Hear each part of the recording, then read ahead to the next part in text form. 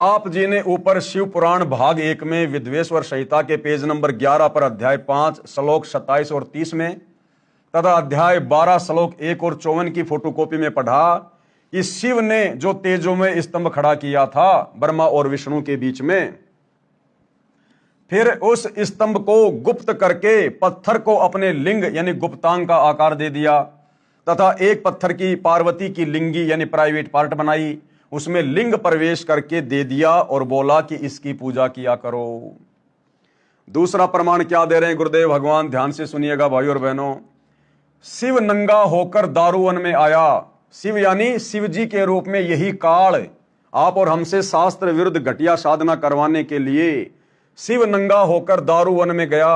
अपने लिंग को हाथ में पकड़कर कामी पुरुष यानी व्यभिचारी की तरह निर्लज होकर हिला हिलाकर अश्लील हरकत करने लगा, जो हमने हमारे ही पवित्र हिंदू धर्म ग्रंथ श्री शिव महापुराण में देखा। और स्त्रियां भी उस लिंग का आलिंगन यानी स्पर्श करने लगी। उन साधु संतों की औरतें, ऋषि जनों ने देखा तो उसको श्राप दे दिया, तेरा लिंग पृथ्वी पर गिर जाए। वह लिंग ऋषियों के श्राप से टूटकर भूमि पर गिर गया, जलने लगा। पार्वती ने योनि यानी लिंगी रूप धारा, उसमें प्रविष्ट होकर शांत हुआ। फिर उसकी पूजा हिंदू साहिबान करने लगे। इसलिए गुरुदेव कह रहे हैं कि हिंदू साहिबान नहीं समझे गीता वेद पुराण। भाई और बहनों, जब तक हम इस काल के लोक में रहेंगे, ये काल हमें इसी प्रकार से भक्ति और भगवान साधना के नाम पर भ्रमित रखेगा और युगों युगों ये इसी प्रकार से हमारी दुर्गति रखेगा। कभी नरक में डालेगा, कभी 184 योनियों में पशु पक्षियों की योनि में डालेगा। चेतावनी, अब सतगुरु रामपाल जी क्या कह रहे हैं? वक्त है, यानी हे नादानों, हिंदू साहिबानों, अभी भी वक्त है। क्यों वक्त है? क्योंकि अभी सतगुरु रामपाल जी धरती पर सशरीर प्रकट हैं। सतगुरु रामपाल जी से पहले संसार में ये सत भक्ति नहीं थी और इनके जाने के बाद ये सत भक्ति समाप्त हो जाएगी।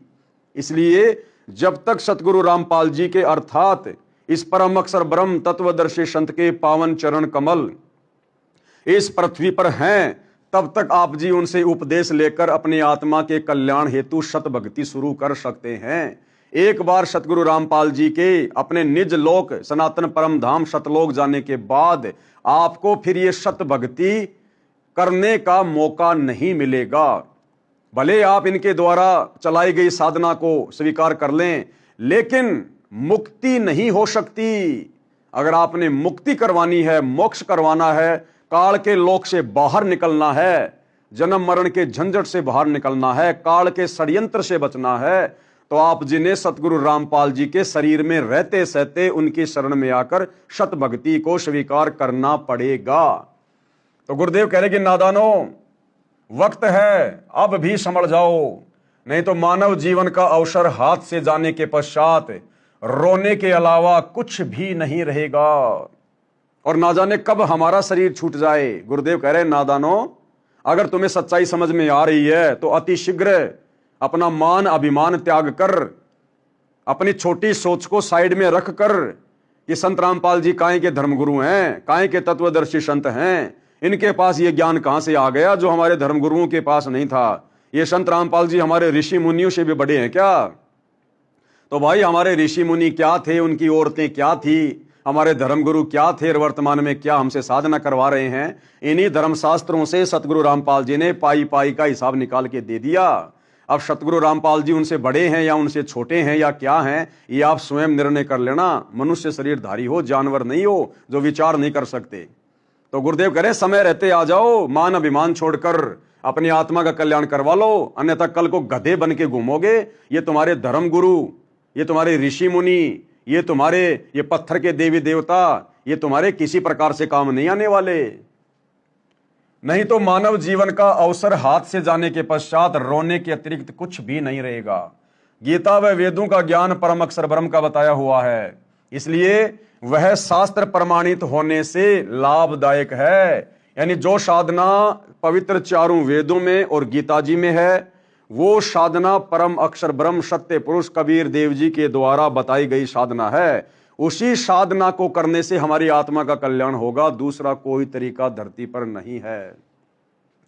आप देखें ये शिवलिंग का चित्र। अब देखिए भाइयों और बहनों, ये शिवलिंग का चित्र जो विशेषकर शिव मंदिर में विराजमान होता है और हिंदू समाज में ज्यादातर श्रद्धालु शिवलिंग की पूजा करते हैं। इसकी जो आकृति है, इस आकृति से भी बिल्कुल स्पष्ट हो रहा है कि ये ऊपर का जो हिस्सा है शिवलिंग का, ये शिव जी का प्राइवेट पार्ट है। यानी शिव रूप में इस काल ने जो अपना ये प्राइवेट पार्ट रखा था, ये ऊपर का ये प्राइवेट पार्ट है। और ये जो ऊपर का शिवलिंग है, ये जिस आकृति में ये प्रविष्ट है, जो समाया हुआ है, ये नीचे शिवलिंगी है, यानी स्त्री योनि का चित्र है। ये पार्वती का समझो या दुर्गा जी का समझो, ये प्राइवेट पार्ट है, यानी लिंगी है ये। और ऊपर ये चाहे शंकर जी समझो, चाहे ये काल ब्रह्म समझो, ये इसका प्राइवेट पार्ट है, इसका लिंग है। और ये घटिया साधना सदियों से इस काल के द्वारा भ्रमित किए जाने के चलते हमारे हिंदू धर्मगुरु भी करते आ रहे हैं, और उनकी देखा देखी, उनके मार्गदर्शन में अपने जीवन का बेड़ा गर्क करवाने के लिए हम आम हिंदू समाज के श्रद्धालु भी करते आ रहे हैं। तो ऊपर का जो हिस्सा है, ये शिव का लिंग यानी गुप्तांग का चित्र है, और नीचे का जो ये चित्र है, ये स्त्री के गुप्तांग का चित्र जिसमें शिवलिंग समाया हुआ है। ये स्त्री के गुप्तांग यानी प्राइवेट पार्ट का चित्र है, जिसकी पूजा आम हिंदू समाज कर रहा है। एक बाप अपनी बेटी के साथ कर रहा है, लेकिन बिल्कुल भी शर्म नहीं है। एक बेटा अपनी मां के साथ बैठकर कर रहा है लिंग और योनि की पूजा, लेकिन बिल्कुल भी शर्म नहीं है। क्यों? क्योंकि हमें आध्यात्मिक ज्ञान नहीं है, हमें इसकी सच्चाई का पता नहीं है। हमें यह तो पता कि शिवलिंग है, और शिवलिंग का मतलब क्या होता है, किसी भी व्यक्ति का प्राइवेट पार्ट है। परंतु हम अपने धर्मशास्त्रों में वर्णित सच्चाई से अपरिचित हैं। हमारे हृदय में सच्चाई समा नहीं रही। अब ये सच्चाई भाइयों और बहनों सतगुरु रामपाल जी ने आकर बताई है, और जिस जिसके हृदय में ये अटल सच्चाई समा गई, वो भाई भक्ति करके अपना जीवन सफल करेगा। अन्यथा अगले जन्मों में भाइयों और बहनों गधे कुत्ते सूअर की योनि में जाना पड़ेगा। लक 84 तो निश्चित है, क्योंकि एक मनुष्य जन्म 84 लाख योनियां भोगने के बाद मिलता है, और उसके बाद नरक में जाना वो अलग है। और मनुष्य जन्म कभी मिलेगा लक 84 योनि भोगने के बाद, तो भैया मनुष्य जन्म में आप जी वर्तमान में सुखी नहीं है। और ऐसी घटिया और बेशरम भक्ति करके जब हम 84 लाख योनियों का चक्कर काटकर नरक भोगकर जब मनुष्य जन्म प्राप्त करेंगे, तो उस समय तो हमें और भी घटिया और दुखों से भरा हुआ मनुष्य जन्म मिलेगा। तो सोचो हमारी कैसी कैसी दुर्गति ये काल कर रहा है, और फिर भी हम आंखें नहीं खोल रहे हैं। आगे क्या कह रहे हैं गुरुदेव? इस शिवलिंग की पूजा अंध श्रद्धावान करते हैं। अंध श्रद्धावान यानी जिनको आध्यात्मिक ज्ञान नहीं है, जो बिल्कुल अंधे बनकर बैठे हुए हैं, देखा देखी लोक वेद वाली पूजा करते हैं। जिसने जैसा कह दिया वैसा ही भक्ति साधना शुरू कर दी, उसको अंध श्रद्धालु कहते हैं। इस शिवलिंग की पूजा अंध श्रद्धावान करते हैं, जो शर्म की बात है। जो शर्म की बात तो है ही, परंतु धर्म के विरुद्ध भी है। अरे ये तो एक मानवीय धर्म के विरुद्ध भी है भाई, ये तो सामाजिक नियम और परंपराओं के भी विरुद्ध है भाई। ये तो बिल्कुल बेशर्मों वाली पूजा है, परंतु धर्म के विरुद्ध भी है, क्योंकि यह गीता व वेद शास्त्रों में नहीं लिखी हुई है। इसका खंडन सूक्ष्म वेद में इस प्रकार किया गया है। अब इस शिवलिंग जैसी बेशरम और बेहया साधना का, जिसका हमारे धर्मशास्त्रों में, गीता और वेदों में कहीं कोई जिक्र नहीं है, इस बेशरम घटिया साधना का सूक्ष्म वेद में, सूक्ष्म वेद यानी 5वां वेद, जो ज्ञान वो परम अक्षर ब्रह्म कबीर देव तत्वदर्शी संत के रूप में आकर अपने मुख कमल से बोलकर जो ज्ञान प्रचार करता है, उसको तत्व ज्ञान कहते हैं। 650 साल पहले कबीर परमात्मा जी ने तत्वदर्शी संत के रूप में आकर ये ज्ञान पूरे हिंदू समाज को दिया, अन्य समाज को दिया। बनारस के काशी में सन 1398 में कबीर जी शिशु रूप में प्रकट हुए, और सन 1518 में मगर से सशरीर सतलोक चले गए। 120 वर्ष रहकर उन्होंने अपने तत्व ज्ञान का प्रचार किया। आगे चलकर एक अच्छी आत्मा आदरणीय धर्मदास जी ने उस तत्व ज्ञान को कबीर सागर के रूप में लिपिबद्ध किया, जिसको 5वां वेद सूक्ष्म वेद कहते हैं। आगे चलकर इसी काल प्रेरणा से ब्रह्मा विष्णु महेश के पिता, इसी काल ब्रह्म की प्रेरणा से उस कबीर सागर में भी कबीर पंथियों ने बहुत सारी मिलावट कर दी, अपना मनमाना ज्ञान उसमें ठूंस दिया, जिस कारण से फिर उसी परम अक्षर ब्रह्म कबीर देव को आदरणीय गरीब दास जी के रूप में आकर, जो गांव छुड़ानी जिला झज्जर हरियाणा में हुए, उनके रूप में आकर लीला करते हुए दोबारा से सूक्ष्म वेद, पांचवें वेद की रचना करनी पड़ी, जिसको सदग्रंथ साहिब कहते हैं, जिसका पाठ सतलोक आश्रम में होता है। और सतगुरु रामपाल जी जिस सदग्रंथ साहिब को आधार बनाकर हमें सत्संग सुनाते हैं। तो आदरणीय गरीबदास जी की वाणी अर्थात पांचवें वेद सूक्ष्म वेद में क्या कहा गया है शिवलिंग जैसी बेशरम साधना के विषय में? धरे शिवलिंगा बहुविध रंगा, कि शिव जी के मंदिरों में तरह तरह के शिवलिंग, तरह तरह के रंग वाले, तरह तरह की आकृति वाले शिवलिंग को स्थापित किया जाता है। धरे शिवलिंगा बहुविध रंगा और गाल बजावे गैले, और वे शिव जी की स्तुति करते हैं, उसके सामने बैठकर अपने गाल बजाते हैं। जे लिंग पूजे शिव साहिब मिले, सतगुरु रामपाल जी समझा रहे हैं गरीबदास जी की वाणी के माध्यम से। गरीबदास जी कह रहे हैं कि हे नादानो, अगर उस लिंग की, उस प्राइवेट पार्ट की पूजा करने से अगर शंकर भगवान मिले तो पूजो क्यों ना खेले।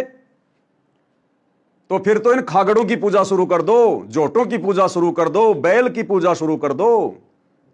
अगर शिवलिंग को पूजने से भगवान शंकर मिल रहा है तो फिर तो ये जो जोटे हैं, जो भैंसे हैं, जो खागड़ हैं, अरे इनकी लिंग की भी पूजा शुरू कर दो, क्योंकि वो कम से कम भैंस को गर्भ धारण करवाता है।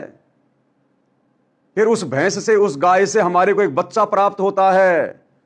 वो गाय का बछड़ा फिर खेतों में हल जोतने के काम आता है, और वो गाय फिर दूध देती है जो परिवार पीता है, घी बनता है, मक्खन बनता है।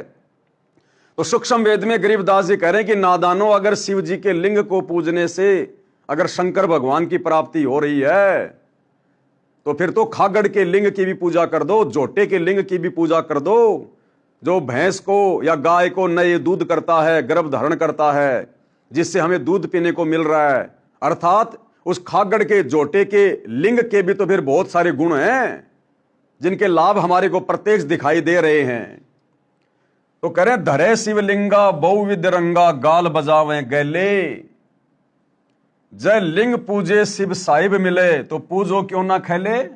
फिर तो भैया जोटों की पूजा कर दो, बैलों की पूजा कर दो, जो गाय को, भैंस को नए दूध कर देते हैं, हमें दूध पीने को मिलता है। अगर लिंग पूजे शिव शंकर जी प्राप्त हो रहे हैं तो फिर तो भैया इन खागड़ों की पूजा भी शुरू कर दो।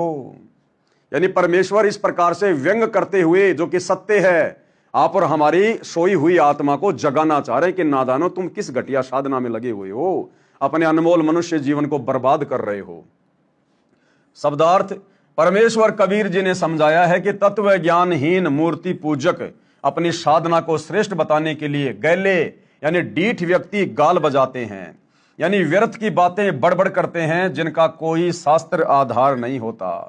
वे जनता को भ्रमित करने के लिए विविध प्रकार के रंग बिरंगे पत्थर के शिवलिंग रखकर अपनी रोजी रोटी चलाते हैं। कबीर जी ने कहा कि मैं उन्हें बताना चाहता हूं कि यदि शिव जी के लिंग यानी प्राइवेट पार्ट को पूजने से शिव जी भगवान का लाभ लेना चाहते हो तो आप धोखे में हैं। यदि ऐसी बेशरम साधना करनी है तो खागड़ यानी ओक्ष मेल काऊ के लिंग की पूजा करो, जिससे गाय को गर्भ होता है, उसे अमृत दूध मिलता है। हल जोतने के लिए बैल व दूध पीने के लिए गाय उत्पन्न होती है, जो प्रत्यक्ष लाभ दिखाई देता है। आपको पता है कि खागड़ के लिंग, खागड़ यानी जोटा बैल, खागड़ के लिंग से कितना लाभ मिलता है, फिर भी उसकी पूजा नहीं कर सकते क्योंकि यह बेशर्मी का कार्य है। कबीर परमेश्वर जी कहना चाह रहे हैं कि नादानो, वो जो पत्थर की मूर्ति जो शिवलिंग है, तुम्हें उसका तो कोई प्रत्यक्ष लाभ दिखाई नहीं दे रहा। वो तुम्हें क्या लाभ दे रही है, क्या लाभ नहीं दे रही है, लाभ तो वो दे ही नहीं सकती, लेकिन उसकी पूजा करने वाले को भी दिखाई नहीं दे रहा कि वो क्या लाभ दे रहा है। लेकिन जो खागड़ है, जो जोटा है, जो बैल है, उसके लिंग का लाभ तो तुम्हें प्रत्यक्ष दिखाई दे रहा है। अरे गाय और भैंस नए दूध हो जाती है, गर्भ धारण करती है, उससे हमें पीने को दूध मिलता है, हल जोतने के लिए बछड़ा मिलता है। तो गुरुदेव कह रहे कि नादानो, उस खागड़ के लिंग का तो तुम्हें प्रत्यक्ष लाभ दिखाई दे रहा है, लेकिन उसके बावजूद भी तुम उसके लिंग की पूजा नहीं करते। जोटे या बैल के लिंग की पूजा नहीं करते तुम, क्यों? क्योंकि यह बेशर्मी की बात है। तुम्हें शर्म आती है कि हम खागड़ के लिंग की पूजा कैसे करें। भाई, हमारे परिवार में तो हमारी बेटी भी है, मां भी है, बहन भी है, जब वो देखेंगे तो क्या सोचेंगी। समाज देखेगा तो क्या सोचेगा, ये जोटे के लिंग की पूजा कर रहा है, खागड़ के लिंग की पूजा कर रहा है, बड़ा बेशरम आदमी है, मेरी बेइज्जती हो जाएगी। और दूसरी तरफ तुम अपने भगवान के लिंग की पूजा कर रहे हो, शय परिवार, वहां तुम्हें शर्म नहीं आ रही? वहां तुम्हारा समाज कहां मर गया, घर के सदस्य कहां मर गए? अरे उस समय हम बेशरम क्यों हो जाते हैं? तो ये भाई और बहनों तत्व ज्ञान का भाव है, तत्व ज्ञान का। आपको पता है कि खागड़ के लिंग से कितना लाभ मिलता है, फिर भी उसकी पूजा नहीं कर सकते क्योंकि यह बेशर्मी का कार्य है। इससे स्पष्ट है कि आप अंधश्रद्धावानों को यही नहीं पता है कि यह पत्थर का बना शिवलिंग व जिसमें यह प्रविष्ट दिखाया गया है, यह क्या चीज है। यदि आपको पता होता तो इसको एक आंख भी नहीं देखते। पूजा तो बहुत दूर की बात है।